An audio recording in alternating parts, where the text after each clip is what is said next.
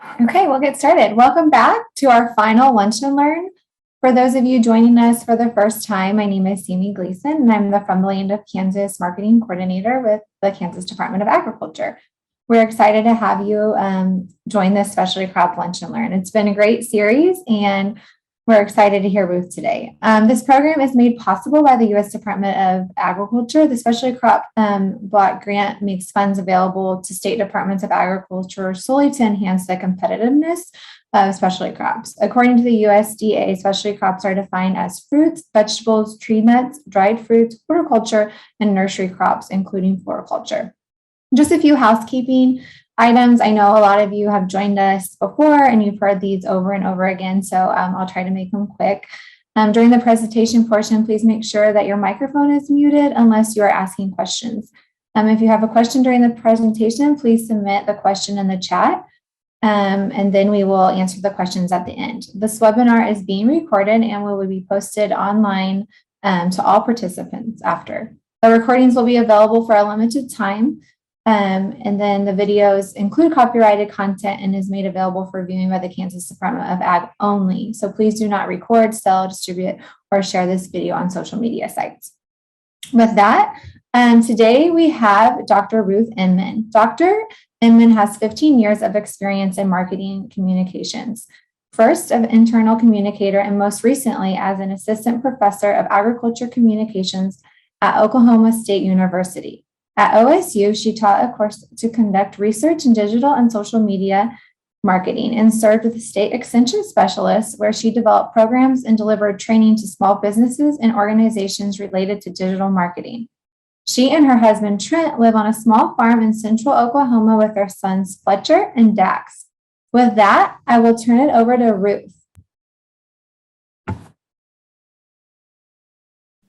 Hello and welcome to today's presentation about basics or best must-haves for your marketing efforts, where we are going to demystify and simplify what it means to market your specialty crop business and how you can more easily get started with that. My name is Ruth Inman. I am Director of Community Education at AgoraPulse. And I'm so glad that you've joined me on this journey today, because Lord knows that it is really, really complicated and overwhelming when we're faced with news about social media and trends and TikToks and Reels and the metaverse and is print dead, and it's just a little bit overwhelming, and I'm gonna hopefully help you make that less so today. So really excited that you're gonna join me on this journey. And I know I introduced myself a little bit briefly before this presentation, but I do want to take a moment to kind of unpack why I'm here discussing this with you today. So as I mentioned, I work for an organization called AgoraPulse, and I actually work for a subset of AgoraPulse, a standalone brand called Social Media Pulse Community. It's an online community for social media professionals at any stage in their career, whether they're just kind of figuring out social media on top of their other duties, like being a business owner, or if they do social media full-time and are experts. We have a community with discussion forums and online learning, which I oversee in our Pulse Academy, and also job postings and mastermind groups and lots of places where people can learn for free about social media. So you might want to check out our Social Media Pulse community at socialmediapulse.community.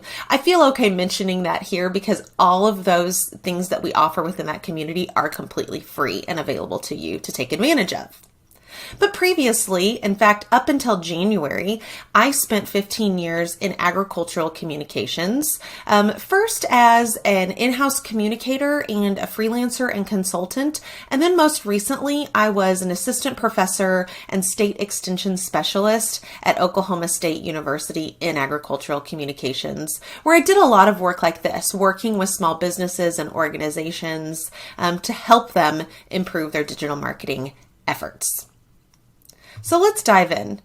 You might remember, if you ever took a marketing course, that the 4 P's of marketing are product, price, place, and promotion, with your target market, of course, being the thing that unifies all of that. And you've got to figure out how much your target market is willing to pay, what your product is, how to differentiate that product, where you're going to offer that product. And then the fourth P of marketing, which is my area of expertise, and the one that we're going to talk a little bit more about today, is that fourth P, promotion. Now, you might hear from other people that there's as many as 7 P's of marketing, and all of the intricacies about each of the pieces of the marketing mix can get really overwhelming really, really quickly. In fact, if we pull out just that fourth P of marketing, the promotion piece of marketing, it kind of honeycombs off, and we see there's other subsets and other fields, other things that people spend their entire career or maybe have a standalone degree in each of these areas, and it becomes really, really overwhelming really fast. And if you zoom out even more and you think about how these 4 P's of marketing fall into an overall marketing planning process, and you're thinking about your corporate mission, and then you do some research about the situation and all about those other things that are involved in marketing, and you're figuring out, and going down this funnel, it really can be, as I mentioned several times, the keyword today is overwhelming. But the second keyword today is that we're going to simplify. We are going to take, and I'm going to teach you, well, yes, this process is absolutely desirable in a large organization or an organization that has a full-time staff dedicated to marketing, or if you've been marketing and promoting effectively and you want to up your game and be more strategic about it, certainly this really complex process of planning your marketing efforts is very useful, and it's one that I taught in depth to my former students at Oklahoma State University who wanted to be marketers for their full-time career. But sit back, relax, take a deep breath, because we're not going to go into that really, really complicated decision tree and process today. We're going to take a simple approach to marketing. And rather than having many, many, many different areas, we're really going to talk about 3 things today. The 3 things, when we take a step back and we think about our marketing roadmap, it's where are we now? Where are we going? And how do we get there? And those are the 3 things that we're going to dive into in a little bit more detail in the next few minutes, and then have some time for discussion at the end. Sound good? All right, let's do it. Okay, let's start with that first bullet point. Where are we now? Now, this on the previous slide is kind of referred to as the situation analysis. We're going to take stock of, what we're doing. And you can do a lot of research about your target market at this point in the process, or you cannot. And you can just think about, really, what is your value proposition? You might have heard this referred to as your unique selling proposition, or it could be even the mission statement or your vision statement. There's a lot of different words and there's a lot of different nuances, but really ask yourself, and even take a moment here during this webinar, grab a piece of paper, think about, if you're watching the recording, even pause, stop and reflect, and think about, what is your company's main purpose? Why do you do what you do? How does that thereby provide value? What makes you different than similar products, places, or people? What earns you a special place in the mind of your potential customers? Or what do people think about, or what do you want them to think about when they think of you? Here's some examples. Uber. You may or may not have used Uber before, but Uber is a ride-sharing app, one of the very first on the market. And their value proposition is pretty simple. Tap the app, get a ride. Uber is the smartest way to get around. One tap and the car comes directly to you. So without mentioning the alternative, the traditional taxi or cab ride, not ride sharing, but taxi or cab rides, they're really highlighting the difference between taking a taxi and taking an Uber. It's very efficient, and your driver knows exactly where to go. Payment is completely cashless. They're highlighting some of the things that their organization does to provide value to their customers. Another example is a tool called Slack. Now, you may or may not have heard of or used Slack, but what Slack is, it's a messaging app that's on desktop and mobile. And you can see here on the right-hand side, the Slack logo is there with logos of other services kind of around the periphery of that logo.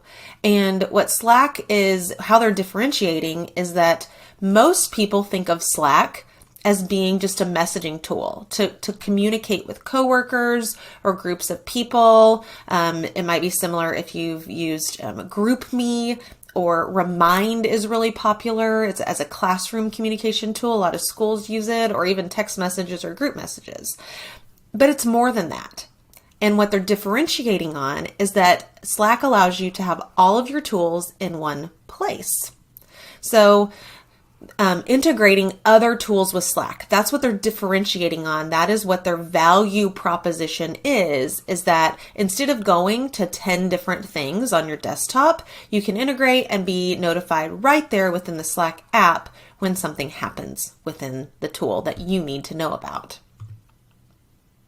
Okay, the other one that people seem to tend to like to make fun of, the big, Steve Jobs, when he would give his big keynote addresses, that everything was magical and everything was revolutionary. But that is Apple's, and specifically iPhone's, value proposition, is that the product is the experience of using the iPhone. And here they've spelled it out. Why there's nothing quite like iPhone. Every iPhone we've built on the same belief that it should be more than a collection of features, that above all, a phone should be simple, beautiful, and magical to use. They're differentiating on the experience, the feeling that you get when you use their product. This value proposition doesn't talk about a specific number of megapixels on a camera or a specific feature. They're talking about the experience of owning and using an iPhone by itself. Here's some other examples to kind of bring it home a little bit, because I'm the type of person, when I'm learning about a topic or considering something, I like to see examples beyond these industry exemplar examples and simplify it a little bit. So you might want to be considered a leader that sets industry standards. Or maybe your farm, you want to be known as the best value, but you kind of combining cost and quality. Or maybe your position is that you are the most economical of similar products or services that people offer. Or the other way to look at it is you could be positioned as the most expensive and thereby the most prestigious. Or you could differentiate as you're the service that's preferred by locals or preferred by women or a certain demographic of people, or, by leaders, whatever, fill in the blank there. You could be known as the family-friendly choice or the environmentally friendly choice. We're the environmentally friendly produce producer, right? Most are. but you've got to think about how you want to differentiate. Another way you might differentiate is that you're big enough to serve you, small enough to care. So thinking about, what is the value that you want to provide? Do you want to be known for your customer service? That's another example that I did not include on this slide. So start thinking about that. And that's the first stop on this roadmap to simplifying a marketing approach. We're not doing a SWOT analysis. We're not doing market research. We're not doing a situation analysis. You're certainly welcome to do so. But the quick and dirty way is to just think about, where are we now? What do we do? Why do we do it? What do we want people to think about when they think about us? The second step on our journey on this simple marketing path is, where do we want to go? So we've kind of figured out this is where we're at, or this is what we kind of, we aspire to be this. And maybe people don't think about us as being the most economical choice, but that's what we are. And this is where we figure out, where do we want to go? So now that you know, or you've written down what your unique selling proposition is, or your value proposition, think about, who is your ideal customer?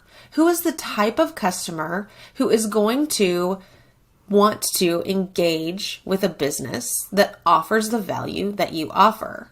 There's a myth, not really a myth. I think most people tend to agree now with the variety of things that we're seeing online. There really isn't a general public. We have pockets of people who think and act in specific ways, and the general public isn't necessarily easily lumped together. It's impossible to lump people together like that. And certainly when you're in business and you're offering a product or a service, you can't say that you want to sell to everyone. You might want to, but it's even Apple with the iPhone.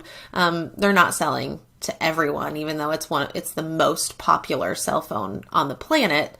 And really has its elbows wide in a lot of market share in that space. So think about your ideal customer. How old are they? What do they do? Where do they live? What do they value? How do they act? So thinking about your ideal customer, and this is where we do get to stereotype a little bit. Every customer is going to be an individual, but we can say we're looking at people in this age range who have this kind of annual income and maybe live in this specific area. And we're just going to talk about demographics and lump people together, as well as something called psychographics. And psychographics are those things that really make people tick. And I'll give an example that I used to use in my courses at Oklahoma State University, talking about nutrition supplements. Nutrition supplements might have two kind of ideal customers. You might have women who are in a certain age range, like 25 to 36 years old, who, they like to be healthy. They don't necessarily work out every day, but they want to feel like they're doing the right thing for their body. And for them, it's more about the feeling they get when they work out. But they also like to shop local, and they like to be kind of socially conscious with their purchases. The type of woman who's going to take a selfie at the gym or take a picture of their product if they're drinking a nutrition supplement before they go work out. We can get an idea in our mind of what that customer looks like. On the flip side, that same company might also target men who are in that same age range, but they just really want a product that works. And they don't care about the packaging. They don't care about they don't care about where the product is made. They just want it to work. So that's an example of one company could even have two ideal customers, or maybe your product packaging is beautiful and you want to target that group that's going to value that. And maybe it's not. Maybe you want to target the group that just wants something that is down and dirty, does what it says it's going to do, and we don't need any fluff. So examples of ideal customers. Then the other thing that you need to consider when you think about where do you want to go is, what are those marketing goals and objectives? So you've thought about, at this point in the process, we've thought about what value do we provide? And we've thought about, what does the ideal customer look at? What do they value? If we were to draw a Venn diagram, which I should have put on this slide, in fact, if we were to draw a Venn diagram, we should have two circles. What value do you provide? what do they value or want, and that shared value, that is where you're going to be looking at setting marketing and goals and objectives. So, next slide, I'll give you some examples of what marketing goals and objectives look like. You're going to hear different experts or different marketers use this term kind of interchangeably, goals or objectives. And we won't get into the semantics and the nuances of the differences between goals and objectives today. We could spend a lot of time just sort of sorting that out. But again, we're simplifying. We're taking all of that, complicated mess of what we're labeling things out of today's conversation. We're just thinking about, where do you want to go? Set those goals, set those objectives. So your goals or objectives might be related specifically to increasing sales or revenue by a certain percent. You might want to just increase your market share, or generating new leads, or securing sponsorship from contributors, or increasing foot traffic to your store or business, or website traffic. A lot of times I work with nonprofits, so some of these examples like contributors or volunteers are related to that, but maybe you do have volunteers who work with your business or your farm. So increasing volunteers could be an objective, or increasing positive reviews, people giving you reviews online.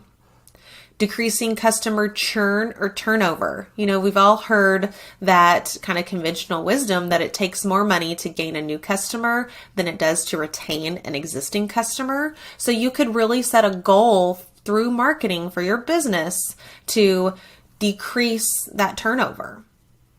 This actually is sort of the same. This last example is actually sort of the same side, the different side of the same coin.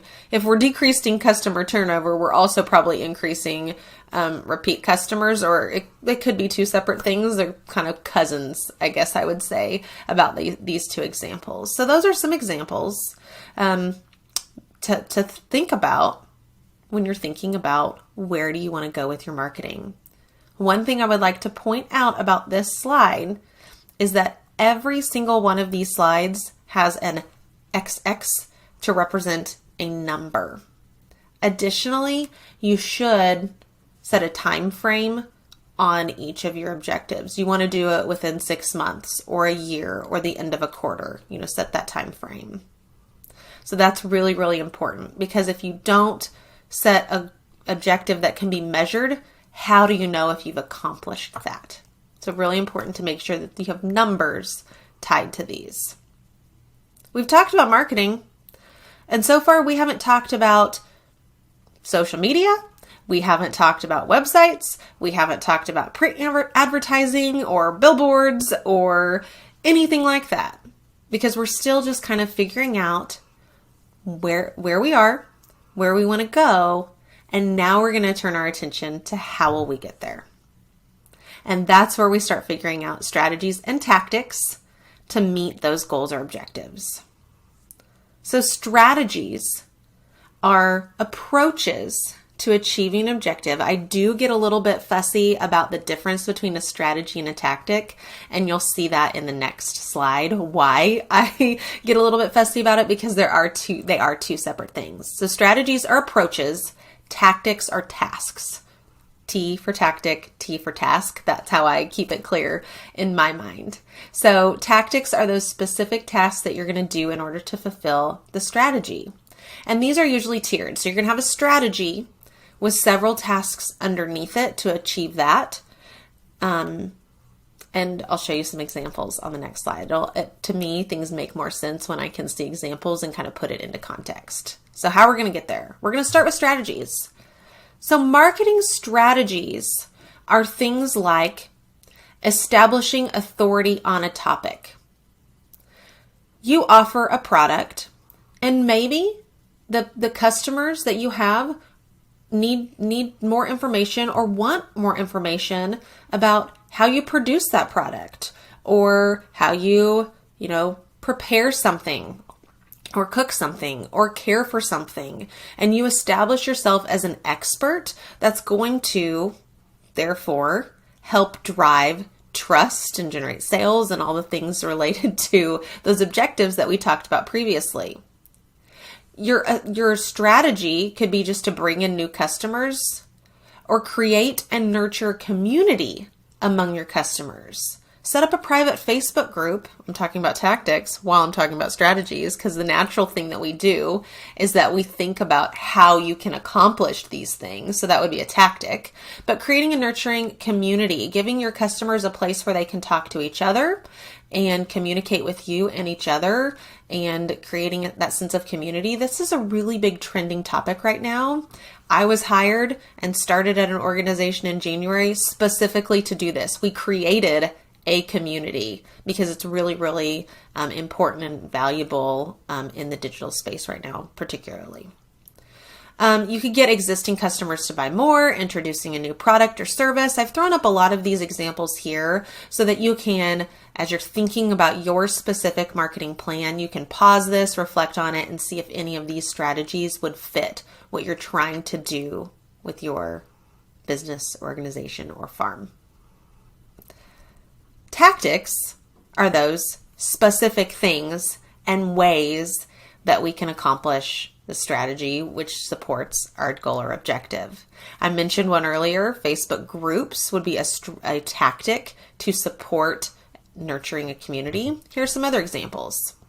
Social media, advertising, getting reviews on Google or Yelp, depending on your type of business, or reviews on your website or social media. There's a lot of places people can use reviews. You could write a blog. You could sponsor other things. You could write news releases. This is kind of toward the bottom. It's kind of the old school, here, I guess, to the bottom third would be kind of the old school way of news releases or media kits. You could do email marketing or newsletters or flyers. I don't have billboards on here, but I know in some places billboards are still really effective. This is not a comprehensive list. This list can be really, really, really long. But those are examples of tactics. So now that we've considered our simple path to marketing, where are we now? Where do we want to go? And how do we get there? Even though I've tried to simplify it, I'm sure that your mind is swimming just a little bit, and that's okay. It's hard to figure out as a business owner or operator who has lots and lots and lots of constraints on your time and constraints on your availability of resources or knowledge about a topic. There's a lot of things that you're doing, and marketing sometimes gets in the way of the other things that drive your business. Totally get that. So we've tried to simplify it as much as we can. It still can seem kind of complicated and overwhelming. So I am going to take a little bit of time to take it one step further to sort of talk about the pros and cons of specific digital marketing tactics or platforms. Digital marketing is one that I do think people tend to jump into a little bit more readily these days because it's usually low cost, high impact. So I'll pause here. You can read, but I'm going to read it for you because dead air is a little bit awkward. But ignoring online marketing or digital marketing is like opening a business but not telling everyone. I mentioned earlier that we cannot really generalize and refer to a group of people as the general public, but I think with one exception. And that one exception is to say the general public is online. In some way, shape, or form, almost anyone and everyone, unless they've completely disconnected and gone off the grid, are gonna have access to the internet and be susceptible to internet marketing, whether they want to be or not. They're confronted with it, whether it's susceptible or not. Most people tend to believe they're not. Most people are wrong because most people are susceptible to it. But let's talk about ways that we can have an online presence. And we're going to go through this pretty quickly, but I do think it's important to kind of simplify this a little bit too. So different ways that you can have an online presence, there's 4 of them. And those 4 ways can be lumped into these categories. A website. That's one way to have an online presence. Another way you can be present online is social media. A third way would be review sites, sites that are specifically designed that allow people to review businesses, products, services. Not products specifically, usually businesses or services. I misspoke there. And then finally, local business listings, the online counterpart of the old school phone book and yellow pages. I still live in an area where I will get a phone book in the mail annually. And I love that. I love that I still live in a place that, print is not dead in that space, but online business listings are really important as well. It's hard to figure out if you only have a limited amount of time to spend and expend time, effort, and energy on it. Where do you start? And I don't really have a solid recommendation other than I would suggest that whether you're actively using it or not, you need to secure some kind of website, even if you're not using it, because a website is like property you own and all these others are property you rent. Somebody else controls social media. Somebody else controls review sites. Somebody else controls local business listings, and you might get dumped off of those things at any time, as we saw in early 2020 when there was a lot of discussion about servers and the availability of people to host even websites, but particularly content on social media. Websites are going to be your safest bet, but they do come with some pros and cons. The pros of a website are that they're really powerful, they're versatile, and yes, you have a lot of control. You have control over what it looks and feels like. You have control what goes on your website. The cons of a website are that it's complicated and it can be costly. There are free website tools, though, that I can recommend. The first being Wix.com, Wix.com. Great free website platform. You also can pay to have a custom domain on a Wix platform. The second being a Google site. You can create a free website directly through Google. Pros and cons of social media. Social media in general, the pros are that it has a huge audience. Huge. Just incredible, the amount of people who are on social media. I'm stunned thinking about it and kind of pause there for a moment. It's easy. It's easy to adopt. It's easy to use because most of us use social media personally. We at least have some context for what social media is like and how it works. It also is free just to use it. Now, to be effective at social media, sometimes they want you to pay for ads and things like that. We're not going to get into that today. The cons, social media is increasingly controversial. I alluded to some of the controversy that happened worldwide with social media platforms in 2020, but really the controversy started before that with privacy violations. And for the first time in the fall of 2021, Facebook actually announced a decrease in users, which caused them to lose 25% of their stock value in one day. Now, we know that's going to ebb and flow and go up and down, but there's some controversy surrounding social media, which is another reason why I think websites that you own are a much better, safer place to just make sure that you have that. You know, plant your flag on a website, whether you're actively using it now or not. You will always have it available to you. Social media can be time consuming. It can be time consuming to create content. It also can be a time suck because you're going to consume a lot of content on social media. You have little control over how your content is represented. You're constantly fighting something called the algorithm to get reach and engagement on social media. So it can be time consuming. And also because of this first pro point with this huge audience, it also means that there's a lot of competition for your voice to be heard on social media. I suggest that you have a website. I suggest that you also use social media. Review sites are one that I cannot universally suggest because it just depends on the type of business that you operate. review sites, the pros are that people generally trust review sites. Sites like Yelp or Angie's List. There's others that I'm probably forgetting right now off the top of my head, but they're trusted and they do give you a lot of availability, or a lot of visibility rather. When you search for, a restaurant in a particular area or a store in a particular area, likely a review site, if it's the type of business that reviews are posted for, are going to appear really, really, really close to the top of search results. The cons of review sites are that they don't apply to every business and you do have little control. You have little control over what people are saying about you online. Now, what you do have control over is how you respond to negative reviews if you do get them, and other people who are seeing that get to see what you value and how you interact with people who are posting reviews about you. And then finally, local business listings.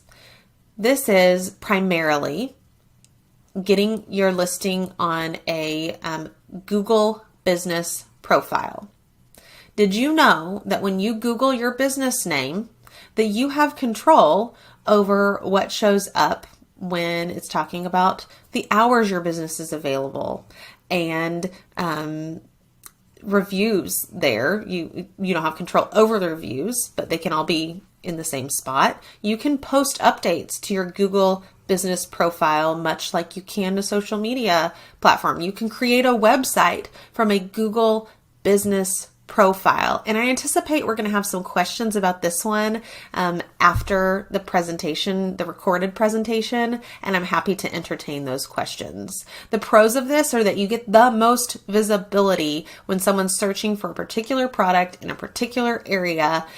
Google business listings are going to appear higher than even websites. They're free.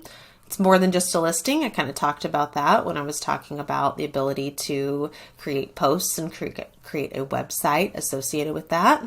The cons are that we often forget about it. We often think, oh, we're listed on Google and, our website we're trying to work on our website having good search engine optimization so people find us on Google. But this is a different beast entirely. This is the little, when it shows up on the map, you have control over what other information is provided about your business in that space. It's often overlooked and it can be hard to figure out at first. So we've taken a really great journey today through marketing, the 4 P's of marketing. We've talked about how we simplify that to think about where we are, where we're going, how we're going to get there. And then I've provided a brief overview of places that you can be considering and should be considering marketing your business online. So a lot of food for thought. Really, really happy to answer any questions here during the live portion of this webinar. And then also you certainly can contact me at any time on social media across Instagram and Twitter and LinkedIn. I'm at Ruth B. Inman.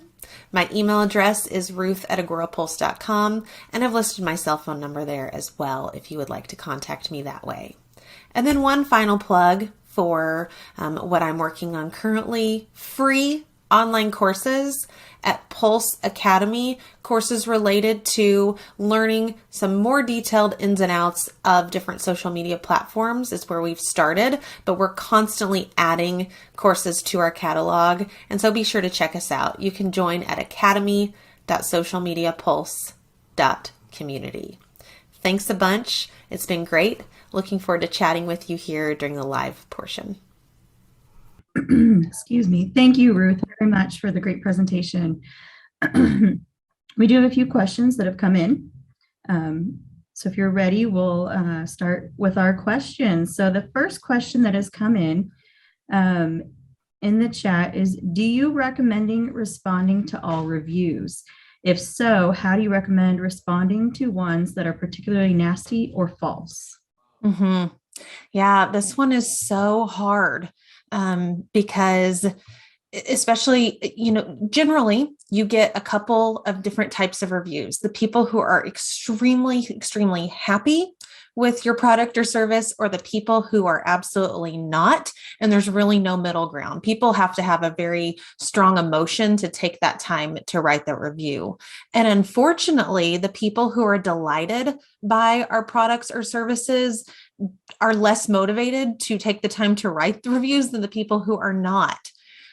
So I empathize and sympathize with this challenge, because that's just the reality of reviews. And I think a lot of people who are reading reviews acknowledge that as well, or understand that. But to answer the question specifically, yes, you should respond to every review, unless the volume of them just becomes uncontrollable, right? If you've got thousands of reviews, it probably is not going to have a good return on that investment of time to take a lot of time to respond to everyone. But if you have a small volume of reviews and you can, absolutely, you should respond to everyone. The positive reviews, it's going to be easy to respond to. We're so glad that you appreciated XYZ. Thank you so much for supporting our business. We hope to see you again, that type of comment. But for negative or nasty reviews, there are some strategies to deal with that. You do want to respond quickly, because mostly people just want to know that they're heard. And mostly it'll take people back off of that really aggressive posture if you respond quickly, and if you acknowledge that complaint. The biggest mistake that we want to make, especially if it's false, or if it's something that they're misrepresenting the situation, it's really easy to kind of say you're lying here. But you want to acknowledge that complaint. You're going to want to apologize and empathize, even if the apology is to say, we apologize for this inconvenience. We think there might have been some miscommunication when we said this. This is what we meant. Like, apologizing that way, accepting responsibility, providing some explanation, so that other people, again, you're providing an opportunity not only to show the person who has lodged the complaint that you are responsive to that, but other people who don't have experience with you to see how you handle a situation with grace. The final piece of advice would be, I would really offer to take that conversation offline, to say something like, we will reach out to you directly. Please call us at this number. We would like to make this right. Provide the opportunity to take the conversation offline, so there isn't a lot of back and forth with a negative review. A lot of time that goes a long way. Now, if they become overwhelming and there's a lot of negative, if you've got some kind of just pop culture turn and somebody posts something on social media and it goes viral and there's all kinds of negative stuff, then there's a third option of employing, there's some services that you can purchase that help you monitor and maybe get rid of those reviews. But I certainly hope that your business never has to deal with something quite that extreme. Great. Thank you for that answer. Yeah. The next question that has come in is, back when we were talking about strategies, what might be some examples of tactics that could encourage that word of mouth strategy that you mentioned? So for word of mouth, some tactics, you could encourage people to write reviews for your business, right? Whether they're visiting you in person, a live visit, you could encourage somebody to write a review. You could offer, a discount for somebody who's written a review, or referral codes for people who have shared about your business or organization. You could, specifically on social media, you could do a campaign related to user generated content. Like, hey, we're going to have, if it's maybe a you pick flower operation, I'm thinking of that right now, right? Like that's really popular as an agritourism venue in general. You ask people to submit their favorite photos from when they visited, and maybe you'll have people vote on it. So those are some specific tactics that come to mind. There's more, of course, but those are the ones that came to me in the moment. Yeah, great examples. Thank Thanks. you. I just want to encourage all of our viewers, if you have a question, please be typing those in the chat. We'll go here for another few minutes while we've got some other questions going. So the next question that has come into me is, how do you create a marketing plan for the whole year without getting caught up in the weeds? You kind of talked about some, all of those strategies. What might be some of those top 3 most important strategies that could help? Or I guess the main question is, how do you create a marketing plan for the whole year without getting caught up in the weeds? Mm-hmm. And this is one that I know the struggle all too well, because I've helped many businesses try to do this, try to create something for the whole year. Actually, I would say that creating for the whole year, unless you're a dedicated marketer, maybe is actually making it too much caught up in the weeds. I suggest actually starting with a quarterly plan or a 6-month plan. I think thinking about a year at a time gets really overwhelming pretty quickly. And you miss if you've created a plan for a whole year, sometimes you miss opportunities because we think about things seasonally, especially with a business like a specialty crop business. It's certainly seasonal and you've got different things that are happening at different times of year. So my recommendation actually is to start with a 3-month plan or a 6-month plan. And that helps. The other thing is literally just kind of write out a timeline. I really like I'm very much a digital person, but sometimes I really like the idea of laying out an actual calendar where you can see a 6-month span or a 3-month plan and just start writing on specific dates of things that are happening, things that you can be talking about, and stories that you can be telling. And if you get those big touch points, it makes it easier to fill in around them, to be thinking about what you can do to support content or tactics around those big milestone and seasonal events.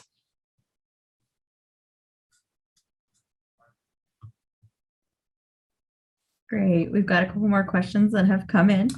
Back to reviews. Mm-hmm. It's been suggested to remove reviews from Facebook, which would push customers to Google. What are those pros and cons, or what are your thoughts on that? I think, so I think I'm understanding this question, Andrea, to be, if you don't have reviews on Facebook, more people will go look at you on Google because they'll seek out Google reviews. Am I understanding that correctly? I can pause a moment to give you time. I want to make sure I'm answering the right question. No, I had been told to, when you have reviews in so many places, you can take them off of Facebook. So there's not as many to respond to in that area. They're all in one place. But deciding to go with one of those places, because sometimes if you get somebody particularly nasty, they will leave negative reviews in those places versus this one. I'm very sorry. I didn't catch much of that, but I think I understand. You started and said, no, people just suggested we remove reviews from Facebook.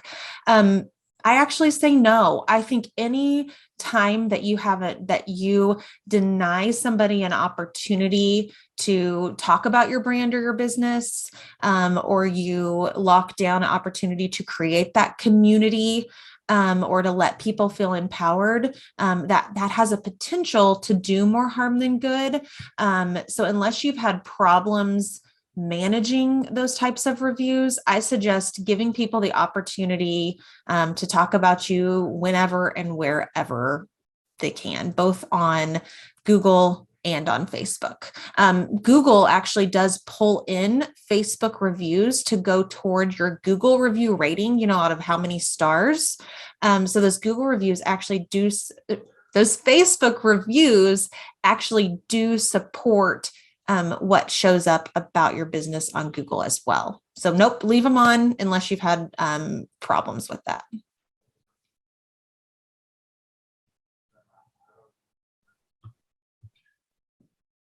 Thank you for that. I think I've got maybe one more question, but just a reminder to the attendees, we've got just a couple more minutes for questions. So if you've got one, please try to get that typed in the chat. You talked about developing a marketing calendar and strategies for accomplishing those goals. What might be a suggested amount of time to spend on some of those on that calendar. So a lot of our growers are probably a very small operation and may just be one or two folks. What might be a suggestion on how much time do you spend developing your online presence and maintaining? Every marketer's favorite answer. It depends, right? Like that's every marketer's favorite answer. And it's a cliche for a reason because it really does depend. But because this audience, I think, probably has some similarities, as you mentioned, they're growers, they're growing specialty crops. There's probably everyone has maybe a different niche or a different specialty. At the end of the day, it's more similar than this type of business versus a shoe store, right? So in that case, I would say the first time you do it, it's going to take the longest. That's why I suggest starting with that 3-month period, because if you sit down for the very first time and you're trying to plan out a whole month, that is a huge mountain to climb. And you might feel like you can never surmount it. So start out with a 3-month time, the first time you sit down. And the first time you sit down to do this, it might take you like 8 to 10 hours. And that's okay, because the next time it will take you less time. The next time it will take you less time. And then by the time you're doing it for the 4th time, you're already suddenly back at that quarter that you started with the very first time that you did it. And it's going to cut your time probably in half or a third. So I would say, yeah, anywhere from 8 to 10 up to 20 hours that very first time. And then know the next time it's going to take less and less. And the bigger and the stronger you have of that hard work up front, it's going to pay dividends in the future and reduce your time in the future and make you feel a little bit less reactive to things. Oh my gosh, I'm doing this. I need to post right now. That panicky feeling that we get when we haven't done much marketing for a while will ease over time, I hope. Great. Thank you so much, Ruth. We are getting close to our time, so I'm going to go ahead and turn this back over to Sammy. Thank you, Robin. And thanks, Ruth. That was great. A lot of great information for our growers to apply to their businesses. We really appreciate your time. This video is recorded and it will be available on the Kansas Department of Ag website. I'll have Robin drop in that link in the chat. Also, just check back at the end of the week. We'll have all the recordings up from the rest of the series that we've been having. This is our last one. So we hope you've enjoyed your time and we hope you have learned a lot. We look forward to learning with you again. Our Kansas Ag Growth Summit will be held on August 18th in Manhattan, Kansas, with possibilities of some virtual specialty crop sessions as well. So please follow the Kansas Department of Agriculture and our From the Land of Kansas Facebook pages and other social media outlets for updated information on that. Also, Robin's going to drop in the link to the Kansas Department of Ag just again, and then the From the Land of Kansas website. Also, an effort to better understand current workforce issues, trends, and needs within Kansas agriculture industry, the Kansas Department of Agriculture is calling on industrial partners to help identify workforce needs among agriculture employers in the state by conducting the second Kansas Agriculture Workforce Needs Survey. We'll also drop that link in. And if you could take this survey by April 8th, it'll just take you about 15 minutes. And then also we have one more survey. It'll be a short survey just to let us know how we've done with our whole series, especially crops series. And then we'll drop that link in as well in the chat. If you have any other questions, please feel free to email us at fromthelandofkansas.gov. And then also, we hope you have a great day and we really appreciate you attending. Thanks.